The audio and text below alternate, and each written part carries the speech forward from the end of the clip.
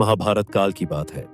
कौरव और पांडव अपने योग्य गुरु द्रोणाचार्य के गुरुकुल में शिक्षा प्राप्त कर रहे थे।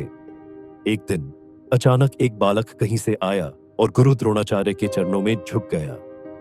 द्रोणाचार्य ने पूछा, बालक, तुम कौन हो और मेरे चरण क्यों छू रहे हो? उस बालक ने उत्तर दिया, गुरुदेव, मेरा नाम एकलव्य है। मैंने हमेशा से आपको अपना आदर्श माना है। आपकी अद्भुत धनुर्विद्या के कई किस्से सुनकर मैं आपके पास आया हूं। कृपया मुझे अपने गुरुकुल में जगह दे और धनुर्विद्या सिखाई। द्रोणाचार्य ने कहा, इस समय मेरे पास पहले से ही बहुत से शिष्य हैं। मैं तुम्हें शिक्षा नहीं दे सकता। एकलव्य यह सुनकर निराश हो गया, लेकिन उसने हार नहीं मानी। वह पहले से अधिक दृढ़, निश्चयी और समर्पित हो गया। अगले दिन उसने मिट्टी से गुरु द्रोणाचार्य की एक मूर्ति बनाई और उनकी मूर्ति के सामने खड़े होकर धनुर्विद्या का अभ्यास करने लगा।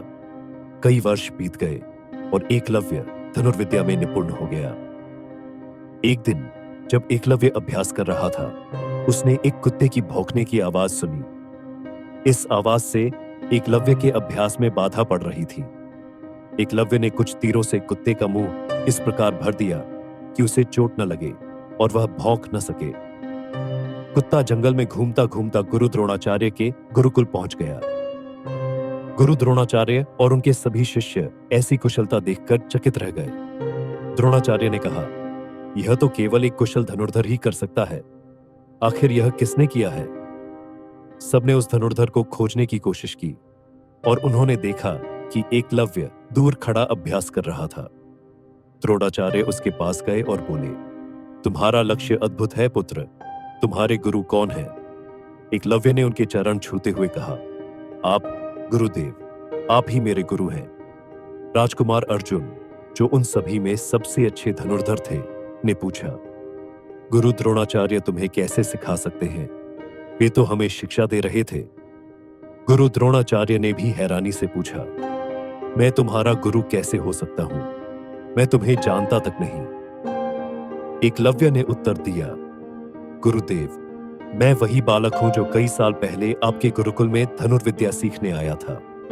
जब आपने मुझे सिखाने से मना कर दिया तो मैं जंगल वापस आ गया और आपकी मिट्टी की मूर्ति बनाकर उसके आशीर्वाद से धनुर्विद्या का अभ्यास किया।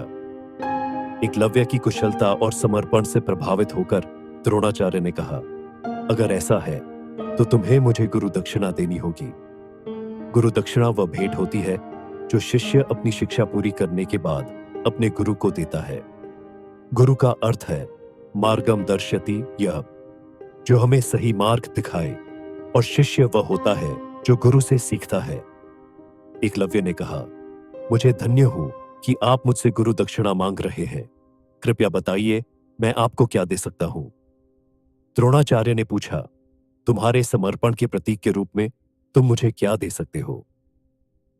एकलव्य ने अपनी कृतज्ञता और गुरु के प्रति सम्मान दिखाने के लिए अपना दायां अंगूठा गुरु द्रोणाचार्य को समर्पित करने का निश्चय किया, यह जानते हुए भी कि इसके बाद वह धनुर्विद्या नहीं कर सकेगा।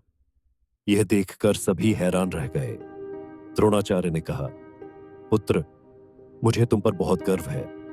भले ही तुम्हारा अंगूठा न रहे, तुम हमेशा एक महान धनुर्धर के रूप में याद किए जाओगे और तुम्हारा अपने गुरु के प्रति समर्पण हमेशा सराहा जाएगा।